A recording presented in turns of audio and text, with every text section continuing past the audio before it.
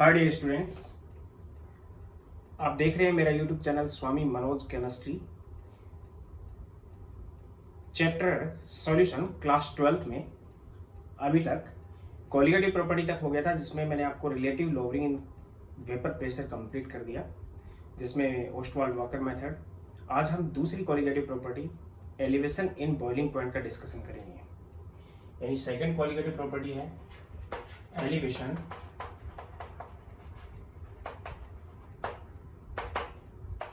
in boiling point।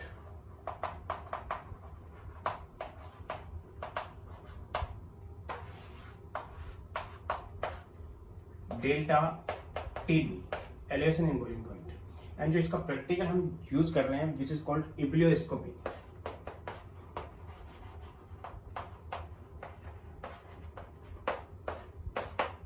Elevation in boiling point के base पे जो प्रैक्टिकल किया जाता है उसका नाम है इब्लियोस्कोपी।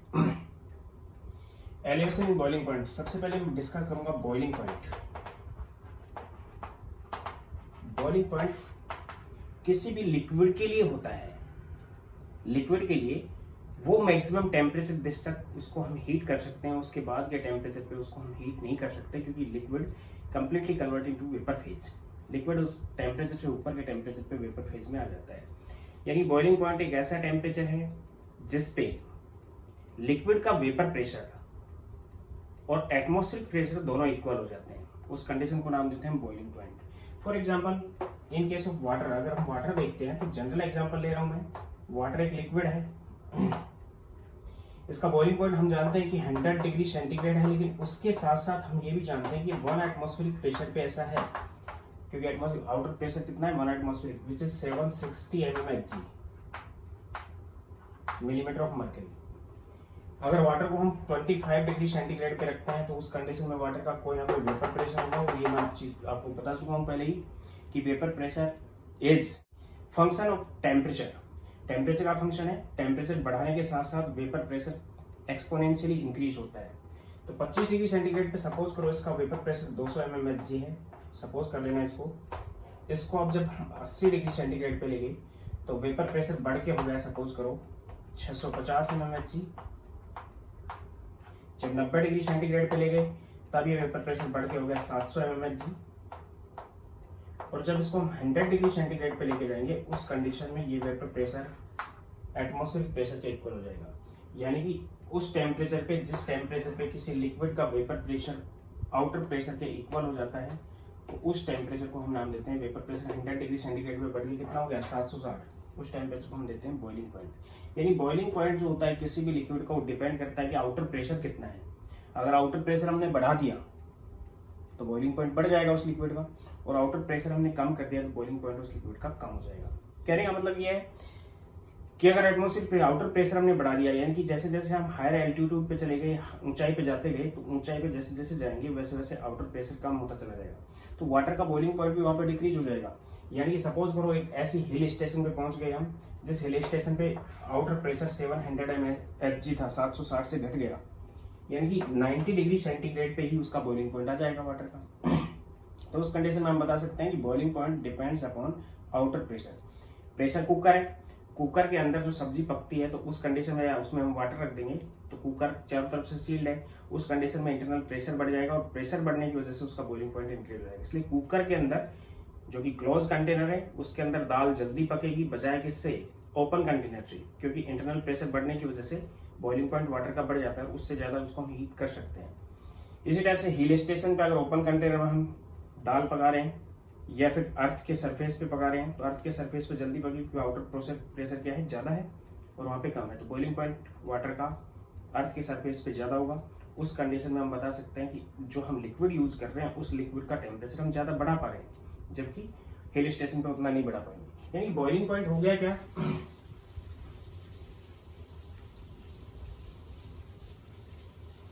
the temperature at which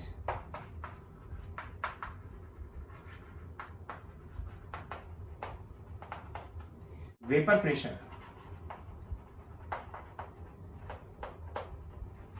of liquid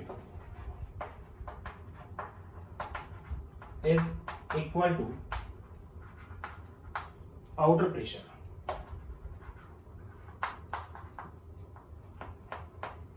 close container में आउटर प्रेशर यूज कर सकते हैं, ओपन कंटेनर में एटमॉस्फेरिक प्रेशर यूज कर सकते हैं।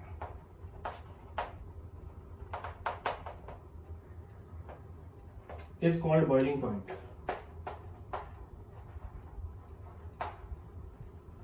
उसको हम बॉइलिंग पॉइंट नाम देंगे, और किसी भी लिक्विड का बॉइलिंग पॉइंट से ज्यादा टेम्परेचर हम राइज नहीं कर सकते। उससे ज्यादा टेम्परेचर अगर हम बढ़ाएंगे उस लिक्विड का तो वेपर फेज में आ जाएगा।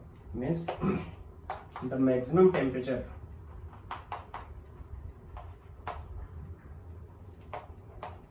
We can rise for a liquid state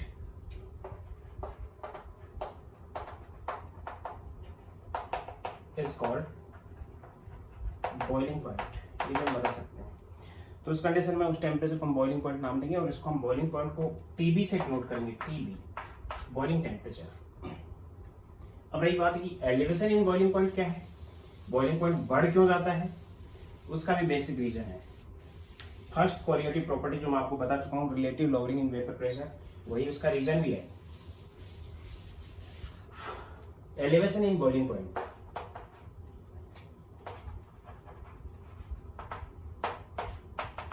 और ये कोरिलेटिव प्रॉपर्टी भी ध्यान देना।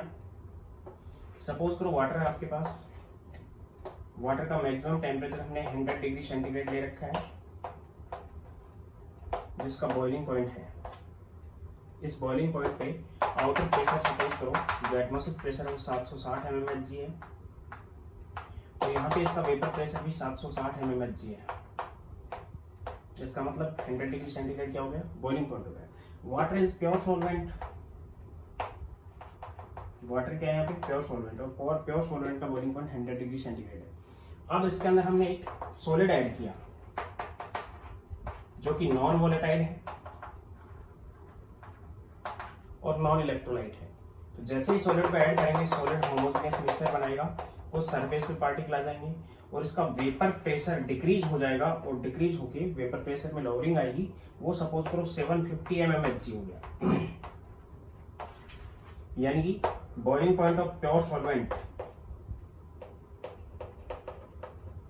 और यहाँ पे जो आया 750 mmHg, ये क्या हो गया कि एक ऐसा प्रेशर आ गया जो कि आउटर प्रेशर के इक्वल नहीं है।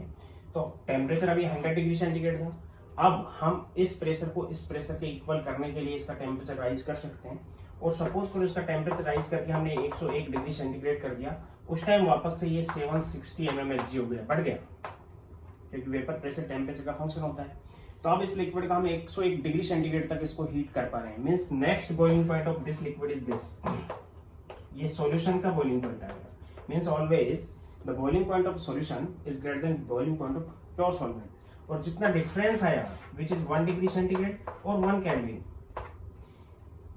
Difference between temperature is equal in degree centigrade and kelvin. तो 1 डिग्री सेंटीग्रेड बढ़ा दिया तो हमने, या फिर इसका 1 केल्विन टेम्परेचर बढ़ा दिया, उस टाइम ये जो एलिवेशन आया बॉइलिंग पॉइंट में, यानी सॉल्वेंट का बॉइलिंग पॉइंट कम था और सॉल्यूशन का बॉइलिंग पॉइंट बढ़ गया। इस एलिवेशन को ही हम नाम देते हैं एलिवेशन इन बॉइलिंग पॉइंट, और इसको डेल्टा टीबी से हम डिनोट करेंगे। कहने का मतलब यह है कि सॉल्वेंट जब बॉइलिंग पॉइंट पे होता है, प्योर सॉल्वेंट, उस टाइम उसमें सॉलिड ऐड किया जाएगा तो उसको वेपर प्रेशर में कमी आती है, जिसकी वजह से उसका टेम्परेचर हम और राइज करके उसको नेक्स्ट बॉइलिंग पॉइंट पे ले जा सकते हैं। और जो जितना राइज करेंगे हम उस टाइम, उसको हम बोलेंगे एलिवेशन इन बॉइलिंग पॉइंट, और ये कोलिगेटिव प्रॉपर्टी है। Then when non-electrolyte, non-volatile solute added in liquid, added in pure solvent at boiling point, then vapor pressure of liquid, vapor pressure of solution decreased, and we can raise the temperature of solution up to next boiling point,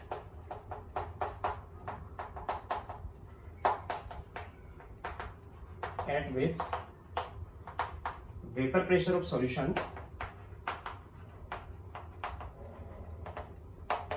equal to outer pressure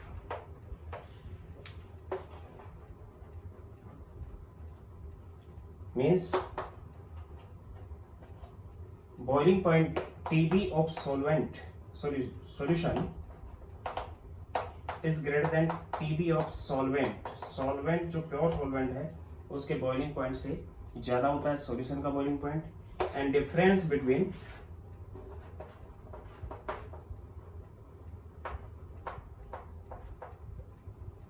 boiling point of solution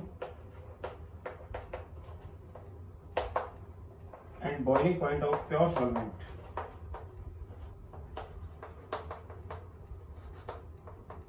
is called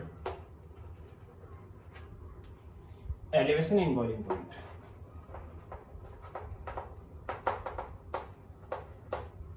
It is colligative property.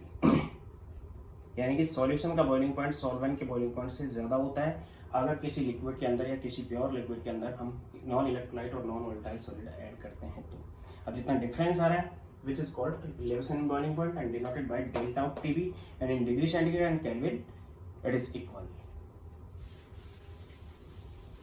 अब इसके लिए हम drive कर रहे हैं, इसके लिए जो फॉर्मूला जनरली यूज होगा उसको हम ड्राइव कर रहे हैं यहाँ पे। सपोज दैट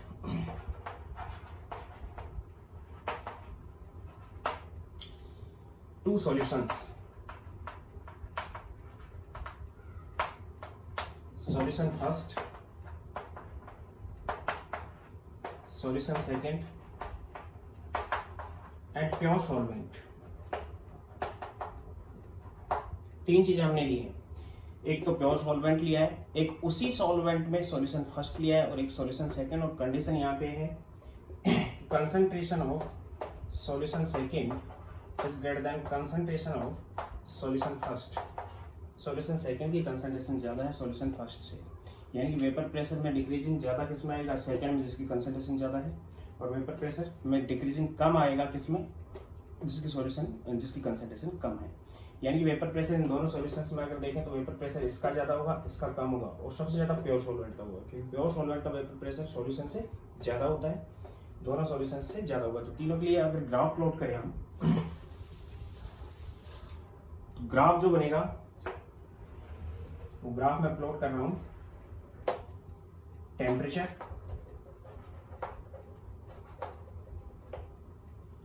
और वेपर प्रेशर। बता रखा है कि वेपर प्रेशर और टेम्परेचर के बीच में ग्राफ किस टाइप का आता है, ग्राफ एक्सपोनेंशियली बढ़ेगा। तो प्योर सॉल्वेंट का ग्राफ होगा वो सबसे ज्यादा, उसका boiling point sorry vapour pressure होगा, फिर सॉल्यूशन सेकंड का फर्स्ट का होगा और सबसे कम वेपर प्रेशर कांस्टेंट टेम्परेचर पे सॉल्यूशन सेकंड का होगा। तो सॉल्वेंट के लिए सपोज करो ग्राफ इस टाइप से आ रहा है, ये एक ऐसा प्रेशर है जिस प्रेशर पे इसका बॉइलिंग पॉइंट आ गया, और ये प्रेशर सपोज करो pure vapour pressure of solvent है, यानी कि ये तो ग्राफ लिया है मैंने सॉल्वेंट के लिए लिया है। तो इस टाइम ये सपोज करो 760 mmHg है, तो इस टाइम इसका बॉइलिंग पॉइंट आ चुका होगा, it is TB। TB is boiling point of pure solvent and outer pressure हमने 760 mmHg यूज कर लिया, which is equal to P nought, जो कि यहाँ पे बॉइलिंग पॉइंट पे P नोट के इक्वल है प्योर सॉल्वेंट के लिए। ये हमने प्योर सॉल्वेंट के लिए यूज किया है। सेकंड सॉल्यूशन फर्स्ट के लिए लेंगे तो उसका बॉइलिंग पॉइंट, उसका सॉल्यूशन फर्स्ट के लिए लेंगे तो उसका वेपर प्रेशर इससे भी कम होगा, तो ग्राफ उसके लिए ये आएगा, इसके पैरेलल लाइन आएगी जिसमें इसका जो वेपर प्रेशर आएगा PS1 होगा, which is vapour pressure of solution first. ये सॉल्यूशन फर्स्ट है, और इसका टेम्परेचर हम और राइज कर सकते हैं। कहाँ तक टेम्परेचर राइज कर सकते हैं, जहां तक कि इसका वेपर प्रेशर 760 mmHg नहीं हो जाए, यानी कि बॉइलिंग पॉइंट तक हम इसके टेम्परेचर को राइज कर सकते हैं। तो इसकी टेम्परेचर में जो राइजिंग आई वो ये आई, यानी कि ये बॉइलिंग पॉइंट आ गया सॉल्यूशन फर्स्ट का आ गया TB1। सॉल्यूशन अगर सेकंड के लिए देखें तो सेकंड का वेपर प्रेशर और भी कम होगा, टेम्परेचर बढ़ाएंगे तो इसका वेपर प्रेशर और बढ़ेगा। ये एक ऐसी कंडीशन आएगी जिसपे PS2 आ जाएगा, which is vapor pressure of pure solution at boiling point of pure solvent। Pure solvent के बॉइलिंग पॉइंट पे होगा, इसका टेम्परेचर और भी राइज कर सकते हैं हम, कहाँ तक राइज कर पाएंगे, जहां तक कि इसका बॉइलिंग पॉइंट आ जाए, और बॉइलिंग पॉइंट पे इनका वेपर प्रेशर एटमॉस्फेरिक प्रेशर के इक्वल हो जाएगा, जिसको मैंने 760 यूज कर लिया है, विच इज TB2। कहने का मतलब है तीन चीजें ली हमने। प्योर सॉल्वेंट के लिए ग्राफ प्लॉट किया। सॉल्वेंट का टेम्परेचर हम उतना ही बढ़ा सकते हैं जितना उसका बॉइलिंग पॉइंट है, उससे ज़्यादा टेम्परेचर बढ़ा नहीं सकते, क्योंकि उस टेम्परेचर पे उसका वेपर प्रेशर आउटर प्रेशर के इक्वल हो जाता है, which is P note pure solvent के लिए, जो 760 mmHg के इक्वल है, सपोज करो आउटर प्रेशर के इक्वल है। सॉल्यूशन फर्स्ट लिया, उसका वेपर प्रेशर कम रहेगा पर्टिकुलर टेम्परेचर पे, इसी बॉइलिंग टेम्परेचर पे इसका वेपर प्रेशर इसके वेपर प्रेशर से कम होगा, और टेम्परेचर राइज करके मीन्स इतना टेम्परेचर और राइज कर दिया हमने, which is elevation in boiling point of solution first. इतना टेम्परेचर और राइज किया हमने, which is elevation in boiling point of solution second. तो यहाँ पे दो ट्राइंगल बन गए, एक ट्राइंगल ये हो गया और एक ट्राइंगल ये हो गया है। ये सॉल्यूशन सेकेंड के लिए दिया है। यहाँ पे टेम्परेचर है TB है, यहाँ पे टेम्परेचर TB1 है, यहाँ पे टेम्परेचर TB2 है। सपोज करो ये पॉइंट दे रहा हूं मैं, ये A है, ये B है, ये C है, ये D है और ये पॉइंट E है। तो यहाँ पे हम बता सकते हैं कि triangle ABD and triangle ACE दोनों के अंदर ये एंगल तो कॉमन हो गया। एक ट्राइंगल ये लिया है मैंने और एक ट्राइंगल ये लिया है, दोनों के अंदर ये एंगल कॉमन हो गया। ये दोनों पैरेलल लाइन है तो ये एंगल सेम होंगे, ये एंगल भी सेम होंगे। तो उस कंडीशन में दीज आर सिमिलर ट्राइंगल। तो सिमिलर ट्राइंगल के लिए एजेस का जो रेशियो होता है वो इक्वल होता है। Means we can say that AD upon AE is equal to AB upon AC। इसके लिए हम ये कह सकते हैं, सिमिलर ट्राइंगल है तो ये कह सकते हैं हम कि AB upon AC is equal to AD upon AE, क्योंकि सिमिलर ट्राइंगल्स के लिए एजेस का रेशियो इक्वल होता है। Means AB divide by AC which is equal to AD divide by AE। ABD एक ट्राइंगल है, ACE एक ट्राइंगल है। सिमिलर के लिए मैंने बता दिया कि ये कॉमन एंगल हो गया, ये दोनों लाइन पैरेलल हैं तो ये एंगल सेम हो गई और ये एंगल सेम हो गए, तो दोनों ट्राइंगल सिमिलर हो गए। और सिमिलर ट्राइंगल्स के लिए एजेस का रेशियो इक्वल होता है। What is AB? AB is TB1 minus TB। TB1 minus TB। What is TB? TB is boiling point of pure solvent. What is TB1? Boiling point of solution first divided by AC is TB2 minus TB. AC is TB2 minus TB, and which is equal to AD this P naught minus PS1 divided by AE P naught minus PS2। क्या क्या चीजें अब यहाँ पे? TB boiling point of pure solvent, TB1 and TB2 boiling point of solution first and second, P naught outer pressure, or we can say that vapor pressure of pure solvent at boiling point।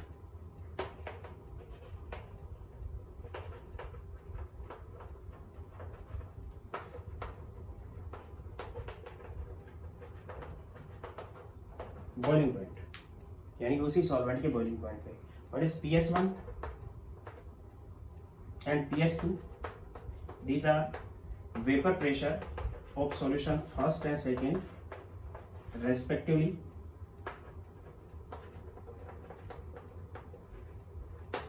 Eight boiling point of pure solvent.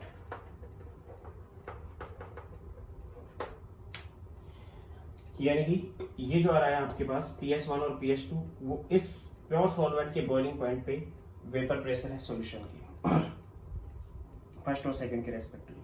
तो ये आ गया आपके पास एक equation आ गई इस graph से। इस ग्राफ को मैं मिटा रहा हूं, यहाँ पे सब चीजें मैंने बता दी। इससे हम क्या ले सकते हैं? इससे हम लिख सकते हैं, इधर लिख रहा हूं मैं कि TB minus TB1 minus TB, यानी कि it is elevation in boiling point of solution first, इतना डिफरेंस होगा दोनों में, means delta TB1 divided by TB2 minus TB, elevation in boiling point of solution second, delta TB2 which is equal to P0 minus PS1 divided by P0 divided by P0 minus PS1, sorry 2 divided by P0। ये जो lowering vapour pressure था solution first के लिए और solution second के लिए boiling point pure solvent के ऊपर, उसको हमने P0 से डिवाइड कर दिया ताकि ये रिलेटिव लॉवरिंग में वेपर प्रेशर में कन्वर्ट हो जाएंगे। तो दोनों P0 कैंसिल हो जाएंगे, इसको ऊपर वाली टर्म को नीचे वाली टर्म को दोनों को P0 से डिवाइड कर दिया। And what is this? It is elevation in boiling point of solution first. And what is this? It is relative lowering in vapor pressure of solution first. What is this? It is elevation in boiling point of solution second. And what is this? It is a relative lowering vapor pressure of solution second. Then we can say then delta TB is directly proportional to RLVP. Directly proportional, first solution के लिए first proportional होगी, second के लिए second, इससे भी ज़्यादा solution होंगे तो सभी के लिए प्रोपोर्शनल रहेगी। यानी कि यहाँ पे हम ये कह सकते हैं कि किसी सॉल्यूशन के बॉइलिंग पॉइंट में एलिवेशन उसकी रिलेटिव लॉवरिंग वेपर प्रेशर के डायरेक्टली प्रोपोर्शनल होता है।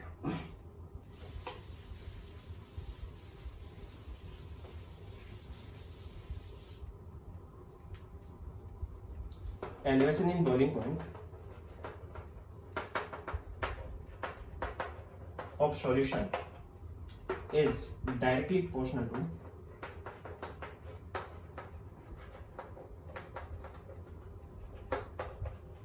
RLVP of solution, सॉल्यूशन के relative lowering in vapour pressure के डायरेक्टली प्रोपोर्शनल होता है। कॉमनली हमने रिप्रेजेंट कर दिया, चाहे हम उस सॉल्वेंट में कितने भी सॉल्यूशन प्रिपेयर करें, सभी सॉल्यूशंस के लिए उनका जो एलिवेशन इन बॉइलिंग पॉइंट आएगा वो डायरेक्टली प्रोपोर्शनल होगा उनके relative lowering in vapour pressure के। तो कॉमनली हमने ये लिख दिया। इसके बाद इसकी मैथमेटिकल इक्वेशन चलेगी कि आपके पास आ गया अभी तक ये कि delta of TB this is directly proportional to P0 minus PS upon P0, और we can say that according to Raoult's law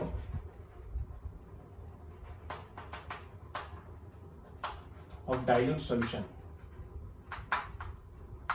dilute solution के लिए रॉल्स लॉ क्या था? P0 minus PS upon P0 is equal to small N upon capital N, ये put कर सकते हैं हम इसमें। Then delta TB which is directly proportional to small N upon capital N, and small N is W1 upon M1, capital N is W2 upon M2।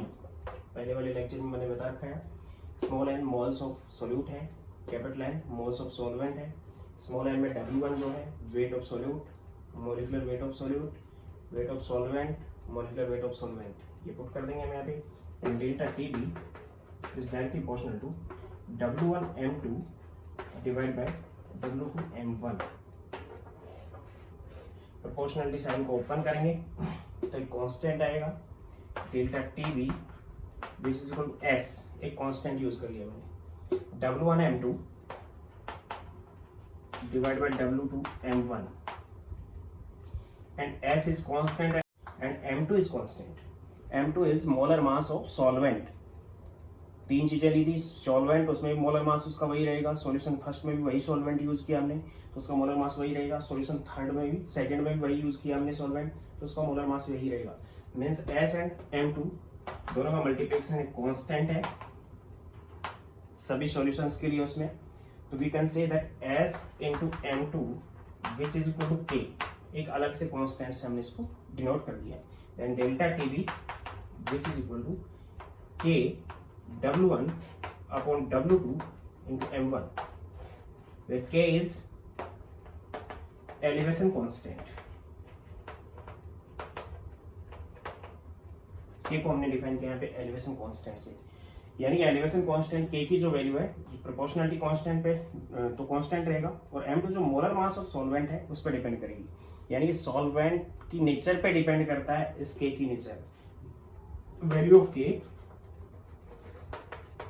Depends upon nature of solvent, solvent पे depend करेगा, solute पे depend नहीं करेगा। Equation first, इससे हम के को define कर सकते हैं। के क्या है? W1/M1 small m which is 1 मोल। हमने डिसाइड कर लिया कि W1/M1 कितना है? 1 मोल है। एंड W2 इज 1 ग्राम।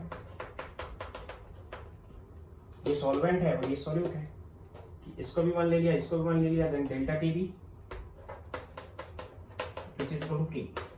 तब डेल्टा टी के टी बी के इक्वल होगा। यानी डिफाइन कैसे किया कि जब 1 मोल सॉल्यूट को, ये सॉल्यूट है, 1 ग्राम सॉल्वेंट में डिसोल्व करते हैं तो उस सॉल्यूशन की एलिवेशन इन बॉइलिंग पॉइंट को ही एलिवेशन कांस्टेंट नाम दिया गया। तो मैं यहाँ पे लिख रहा हूँ 10 1 mole of solute dissolved in 1 gram of solvent, then elevation in boiling point of solution is called elevation constant।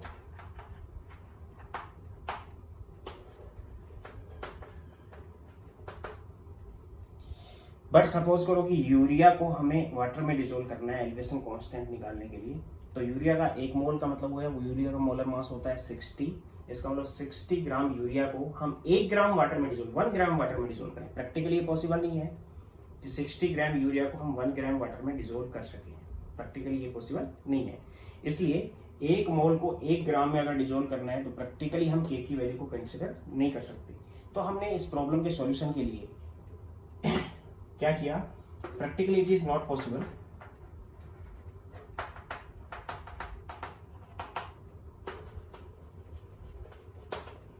Then elevation constant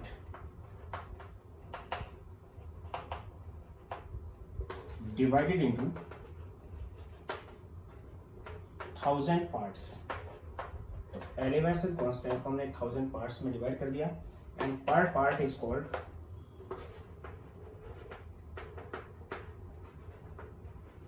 molar elevation constant.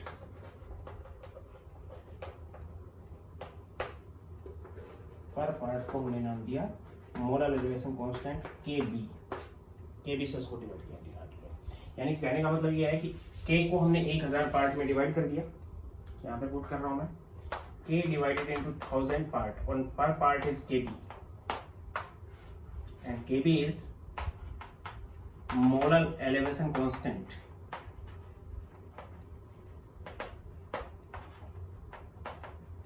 and is also called ebullioscopy constant।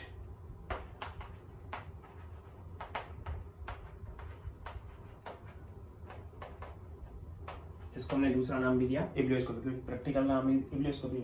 And equation first converted into, equation first किस में convert होगी? Delta T B which is equal to K की जगह 1000 K B put कर दिया हमने, 1000 K B W1 upon W2 into M1 equation second. यानी practically possible नहीं था, तो के को ही हमें 1000 पार्ट में डिवाइड किया और पर पार्ट को नाम दे दिया हमने मोलर एलिवेशन कांस्टेंट। इसको मोलर एलिवेशन कांस्टेंट नाम क्यों दिया? यानी फाइनल इक्वेशन आपके पास ये आ गई, equation second.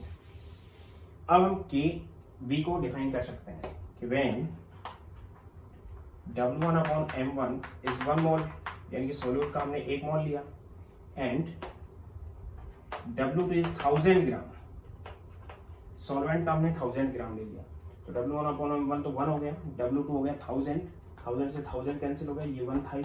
Then delta TB is equal to KB, तब डेल्टा टीबी केबी के इक्वल होगा। यानी क्या लिखूं मैं यहाँ पे? When 1 mole of solute dissolved in 1000 gram of solvent, practically possible है, 60 ग्राम यूरिया को हम 1000 ग्राम में से 1 किलोग्राम वाटर में डिजोल्व कर सकते हैं, तो प्रैक्टिकली तो ये पॉसिबल है। When 1 mole of solute dissolved in 1000 gram of solvent, then elevation in boiling point is called molar elevation constant.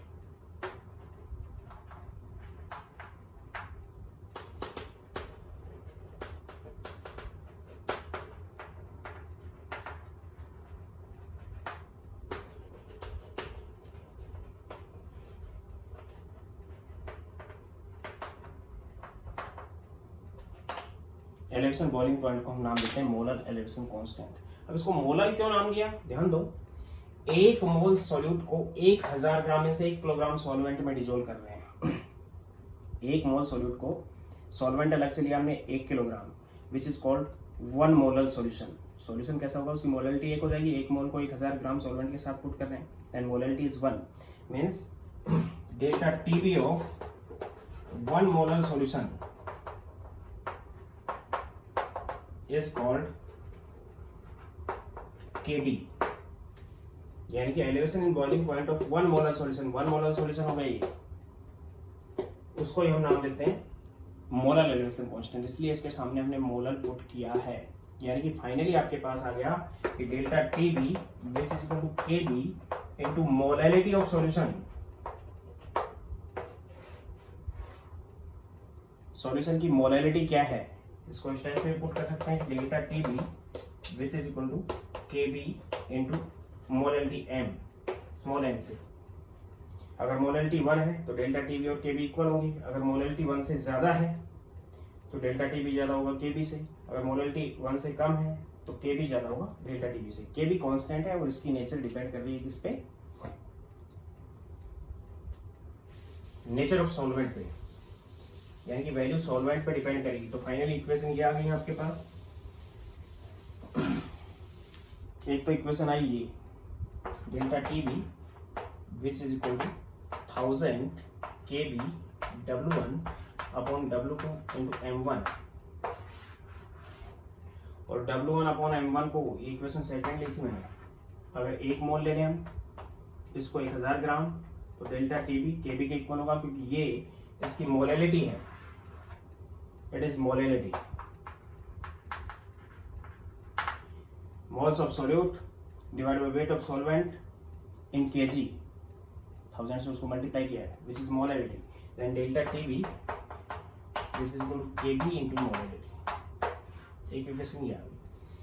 अब ये कोलिगेटिव प्रॉपर्टी है, इससे मोलर मास कैलकुलेट कर सकते हैं। मैंने पहले भी बताया कि कोलिगेटिव प्रॉपर्टी से हम सॉल्यूट के मोलर मास को कंसीडर कर सकते हैं।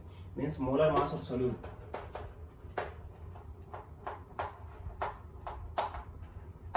का molar mass m1 from equation second. m1 किसके इक्वल हो जाएगा, m1 which is equal to 1000 into KB into W1 upon W2 into delta TB. Question third, इससे हम सॉल्यूट के मोलर मास को कंसीडर कर सकते हैं।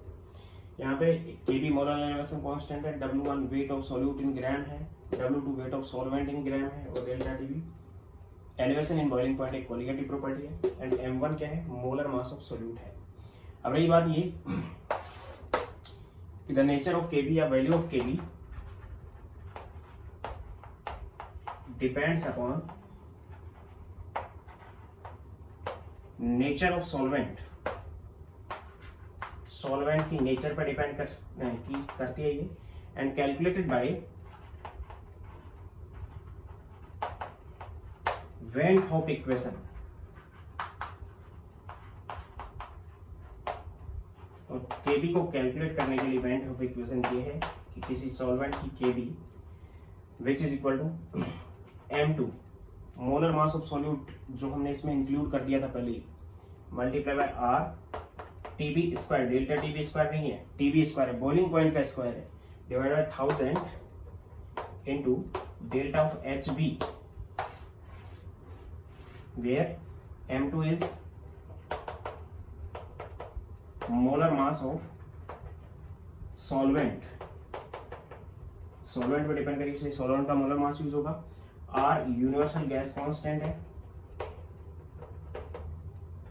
इक्वेशन है, वेंट हैव इक्वेशन है जिससे हम केबी को कैलकुलेट करते हैं। TB boiling point of solvent, pure solvent का बॉइलिंग पॉइंट है 1000 है ये, और delta H B latent heat of vaporisation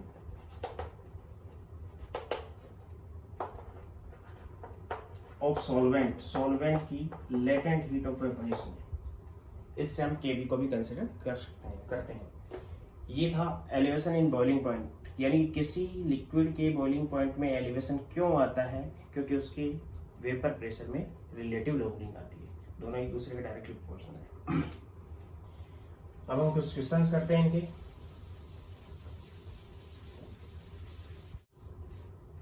five gram of solute dissolved in 200 gram of water के 200 ग्राम में 5 ग्राम सोल्यूट को हमने डिजोल्व किया। Then elevation in boiling point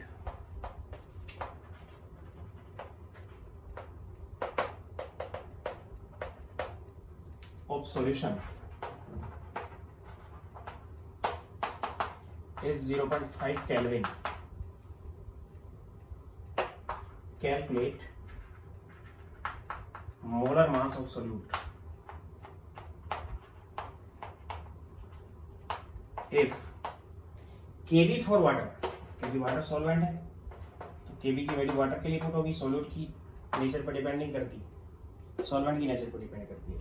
this is 0.52 kelvin kilogram mole in mass. Exactly यही value होती है इसकी केबी की वाटर के लिए। 0.52 0.5 भी दी हो सकती है, 0.51 भी दी हो सकती है, केल्विन किलोग्राम मोल इन मास। तो आपको कैलकुलेट क्या करना है, molar mass. m1 is equal to 1000 into KB into w1 upon w2 into delta TB.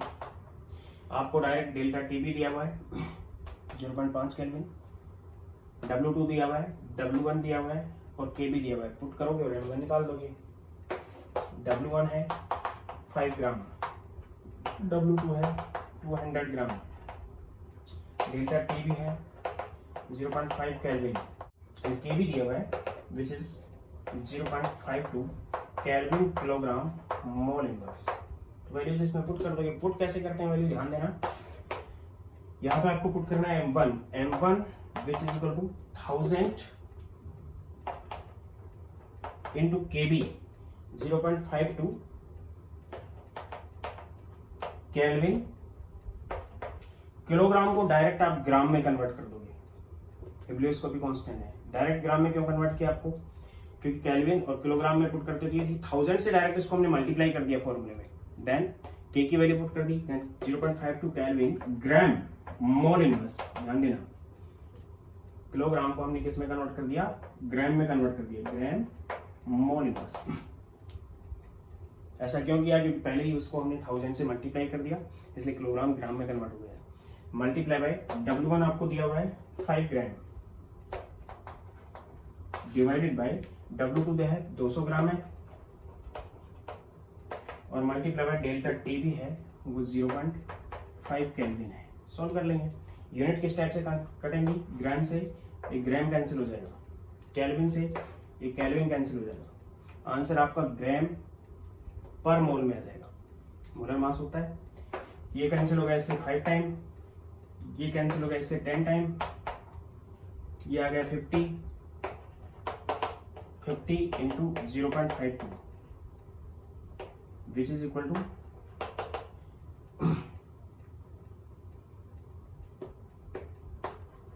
26 gram per mole इसकी यूनिट हो जाएगी। तो मोलर मास उस सोल्यूट का 26 ग्राम पर मोल हो जाएगा। इसी टाइप से मैं दूसरे क्वेश्चन की बात करूं।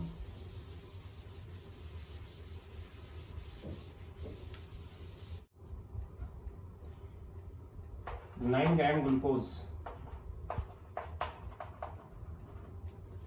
dissolved in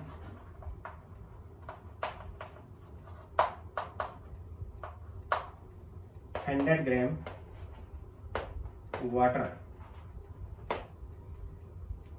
Kb for water 0.52 kelvin kilogram mole inverse, then calculate boiling point of solution. Solution का बॉइलिंग पॉइंट आपको कैलकुलेट करना है, यानी कि टीबी कैलकुलेट करना है, डेल्टा टीबी नहीं। तो पहले डेल्टा टीबी कैलकुलेट करोगे, तो डेल्टा टीबी के लिए फॉर्मूला है delta TB which is equal to KB या 1000 into KB into W1 upon W2 into M1 which is equal to 1000 into KB की वैल्यू पुट कर दोगे 0.52 kelvin kilogram mole inverse, 0.52 kelvin gram mole inverse, क्योंकि 1000 से उसको multiply कर दिया, into W1 9 gram solute है glucose, divide by W2 100 gram water लिया हमने, multiply M1 molar mass of solute, glucose का 180 होता है 180, तो 3 जीरो से तो 3 जीरो कैंसिल हो गई, 180 किसमें है ग्राम पर मोल में, ग्राम पर मोल से ग्राम पर मोल कैंसिल, ग्राम से ग्राम कैंसिल, आंसर आपका केल्विन में आ जाएगा। 9 से ये कैंसिल हो गया 2 times, then it is 0.26 kelvin, delta TB आ गया 0.26, and what is TB of solution which is equal to boiling point of solvent plus elevation in boiling point which is also 0.26 degree centigrade, क्योंकि kelvin में और degree centigrade में जो temperature का difference होता है वो सेम होता है। तो boiling point of pure solvent 100 degree centigrade है, तो ये वाटर यूज किया हमने, प्लस डिग्री सेंटीग्रेड में पुट करोगे 0.26 डिग्री सेंटीग्रेड, देन सॉल्यूशन का आएगा 100.26 डिग्री सेंटीग्रेड, या फिर मैं कह सकता हूँ 373 केल्विन है, प्लस में 0.26 केल्विन है, देन इट इज 373.26 केल्विन। ये बॉइलिंग पॉइंट हो जाएगा किसका, सॉल्यूशन का, यानी प्योर सॉल्वेंट का बॉइलिंग पॉइंट तो 373 केल्विन होता वाटर का, लेकिन जैसे ही उसमें हमने सोल्यूट ऐड कर दिया तो उसका बॉइलिंग पॉइंट होगा 373.26। For example 9.2 gram of toluene dissolved in 100 gram of benzene if Kb for benzene, benzene एक solvent हो गया यहाँ पे, Kb for benzene is 2.6 kelvin kilogram mole inverse, benzene के लिए वैल्यू होती है 2.6, यानी कि इतनी वैल्यू है केल्विन किलोग्राम मोल इनवर्स के अंदर बेंजीन की। Then what is boiling point of solution if boiling point of pure benzene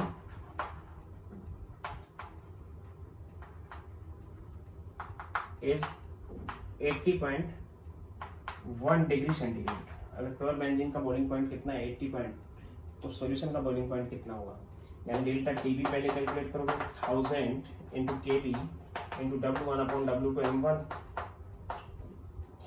ये मैं आपको बता चुका हूँ, ये मोडेलिटी है which is equal to 1000 into KB, KB की वैल्यू दी है 2.6 केल्विन ग्राम मोल इनवर्स, ग्राम में क्यों कन्वर्ट कर लिया क्योंकि ऑलरेडी 1000 से इसको मल्टीप्लाई किया हमने, मल्टीप्लाई बाय W1 आपको दिया हुआ 9.2 ग्राम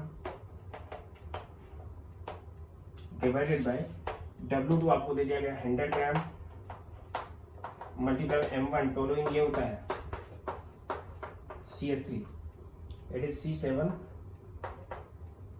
6 ही कार्बन है और एक कार्बन, ये 7 कार्बन हो गए, 5 और 3 8 हाइड्रोजन हो गई, 84 और 8 92 इसका मोलिकुलर वेट होता है, मैंने पुट कर दिया यहाँ पे 92 ग्राम पर मोल, ग्राम पर मोल से ग्राम पर मोल कैंसिल है, ग्राम से ग्राम कैंसिल है, ये से 10 टाइम कैंसिल है, 1000 से 1000 कैंसिल है, then which is equal to 2.6 kelvin. तो बॉइलिंग पॉइंट बेंजीन का इतना था, तो बॉइलिंग पॉइंट ऑफ सॉल्यूशन क्या आ जाएगा, which is equal to boiling point of benzene 80.1 और प्लस में elevation in boiling point 2.6 degree centigrade, ये डिग्री सेंटीग्रेड के इक्वल भी होगा, which is equal to 82.7 degree centigrade, उसका बॉइलिंग पॉइंट हो चुका होगा। केबी की जो वैल्यू होती है सबसे ज्यादा कैम्फर के लिए होती है, तो जितनी ज्यादा केबी की वैल्यू होगी किसी सॉल्वेंट के लिए उतना ही प्रैक्टिकल जो इब्लियोस्कोपिक प्रैक्टिकल वो ज्यादा कंफर्ट रहेगा। सबसे ज्यादा किसके लिए होती है? कैम्फर के लिए। तो जितना कंफर्ट रहेगा उतनी वैल्यूज को हम ढंग से कैलकुलेट कर सकते हैं, मोलर मास को इजीली निकाल सकते हैं। लेकिन जिन सॉल्वेंट्स के लिए हमें केबी की वैल्यू नॉलेज में नहीं है, यानी कि सॉल्यूट अगर बहुत ज्यादा क्वांटिटी में हम यूज करेंगे तो उस कंडीशन में हम सॉल्यूशन की केबी की वैल्यू को यूज नहीं कर सकते, तो उनके मोलर मास को हम कंसिडर नहीं करेंगे। यानी पॉलीमर के मोलर मास को हम कंसिडर नहीं कर पाते हैं relative lowering in vapour pressure से, एलिवेशन इन बॉइलिंग पॉइंट से, डिप्रेशन इन फ्रीजिंग पॉइंट से। पॉलीमर्स और जो मैक्रोमोलिक्यूल्स होते हैं उनके मोलर मास को डिसाइड करने के लिए हम फोर्थ कोलिगेटिव प्रॉपर्टी यूज करते हैं, विच इज ऑस्मोटिक प्रेशर। तो आज के लिए इतना ही। कल के लेक्चर में depression in freezing point same derivation है उसका भी, और इन दोनों में रिलेशन किसी सॉल्यूशन के लिए क्या है और उस पर न्यूमेरिकल्स। Thank you.